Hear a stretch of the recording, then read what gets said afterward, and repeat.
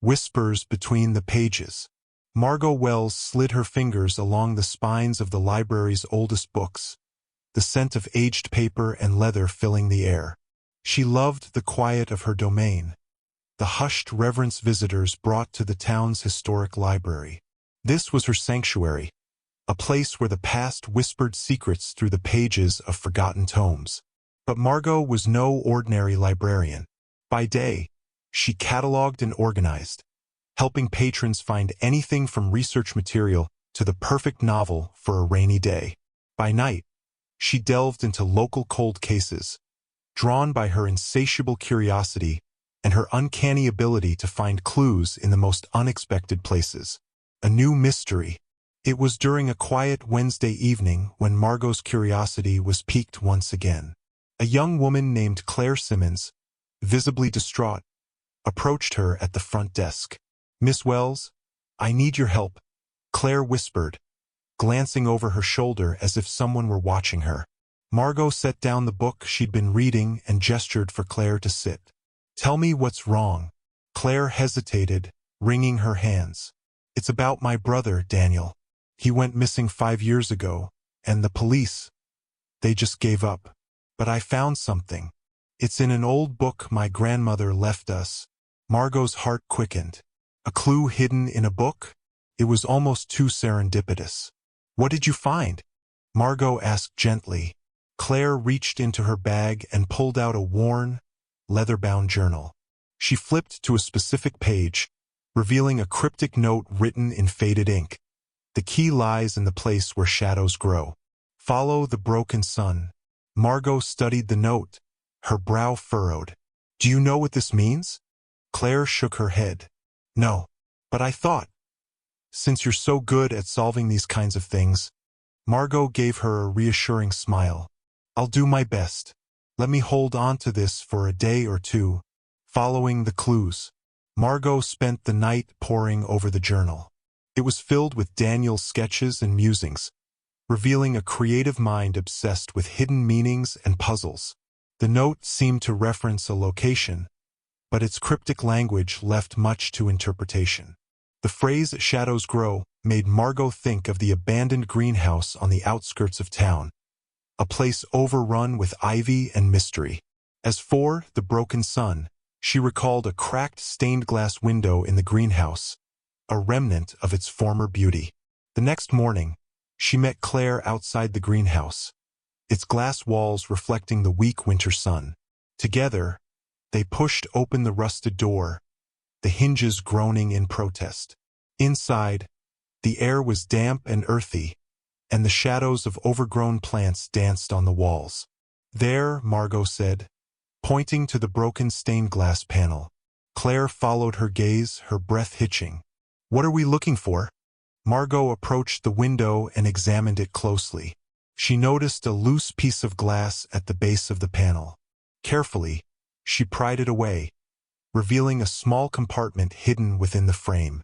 Inside was a folded piece of paper. Margot unfolded it, her pulse quickening as she read the scrawled words. "The truth lies buried beneath the willow where the river sleeps. A grim discovery."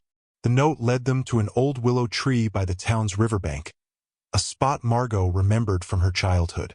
The tree's twisted roots clawed at the earth like skeletal fingers, and its branches drooped low, creating a canopy of shadows.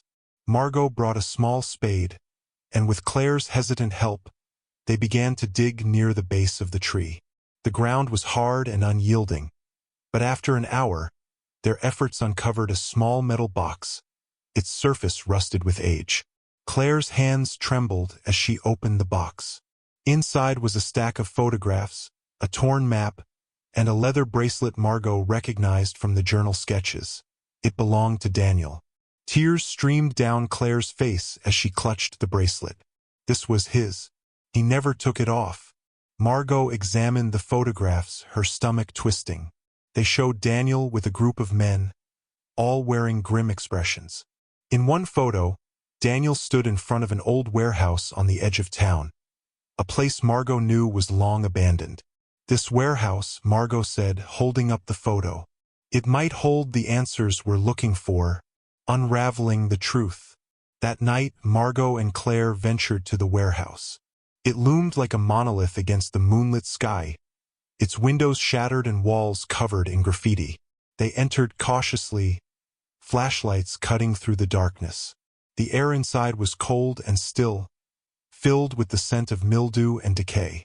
Margot's flashlight beam landed on a series of crates stacked in the corner, one of which bore the same symbol that appeared in Daniel's journal, a jagged circle with a line through it. They pried open the crate, revealing a cache of old documents and a small, locked chest. Margot picked the lock with a hairpin, her breath catching as the chest clicked open. Inside were wads of cash, several passports, and a collection of tapes labeled with dates. Claire picked up one of the tapes, her hands shaking. "What are these?"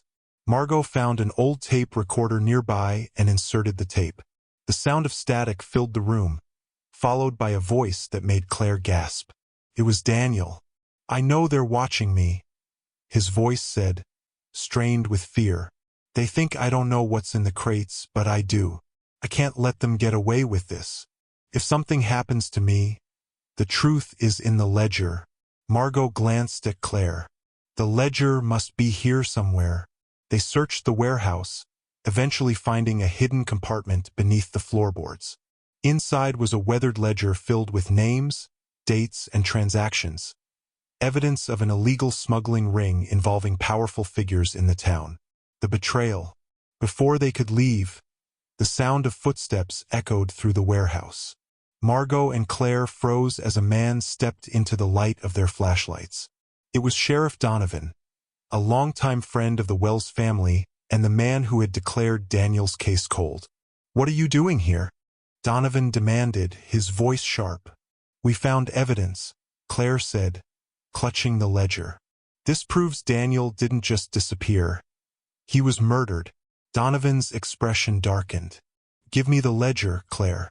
It's not safe for you to have it." Margot stepped between them. Why would the sheriff know about this warehouse?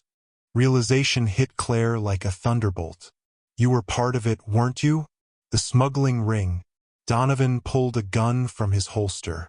"You have no idea what you've stumbled into. Hand over the ledger or you'll end up like Daniel. Justice prevails." Margot acted quickly, using her flashlight to blind Donovan momentarily. Claire grabbed the ledger, and they bolted for the exit. Shots rang out, the sound deafening in the cavernous space, but they managed to escape unscathed. The next morning, Margot anonymously sent the ledger and tapes to a trusted investigative journalist.